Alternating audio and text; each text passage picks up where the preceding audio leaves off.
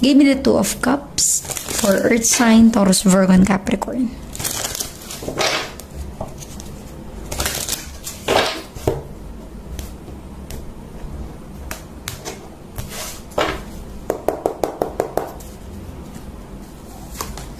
You have the Nine of Pentacles, an Earth sign. Maaaring ikaw involved with kapwa mo, Earth sign, Taurus, Virgo, and Capricorn.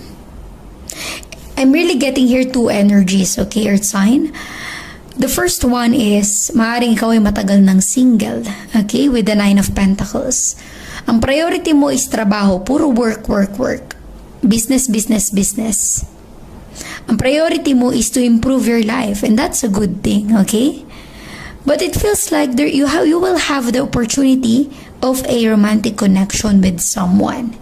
Ibig sabihin nito para sa ibang earth sign, kung ikaw ay matagal ng single, there's a possibility na hindi na forever yun. Maaaring mabago na ang iyong status sa social media. You will be committed with someone. There will be a connection with someone. Kung ito ay hindi particular sa relationship, sa love life mo, maaaring ito ay sa trabaho, sa business, or sa career mo, there will be a partnership. Maaaring may mahanap or makita ka na someone na pareho kayo ng desire, pareho kayo ng goals sa buhay. Okay? Ibig sabihin ito, meron kayong mutual na understanding na ito yung goal natin. Ito yung gusto nating ma-achieve. Dapat ito yung gawin natin. Kumbaga, meron kang makakasama or makakatuwang sa mga plano mo sa buhay.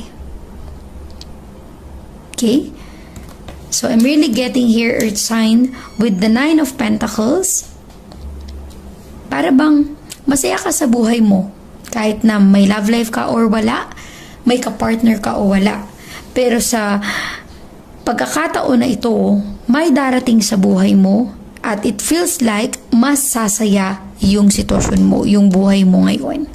Kumbaga, masaya ka na ngayon, pero mas magiging masaya pa. Dahil meron ka nang makakatuwang sa buhay. Let us see the justice energy in your situation. Give me the justice for Earth sign, Taurus, Virgo, and Capricorn.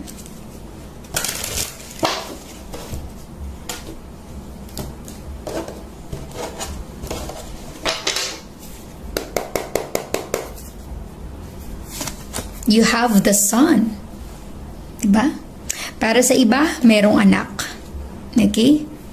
Ikaw ay single parent, solo parent.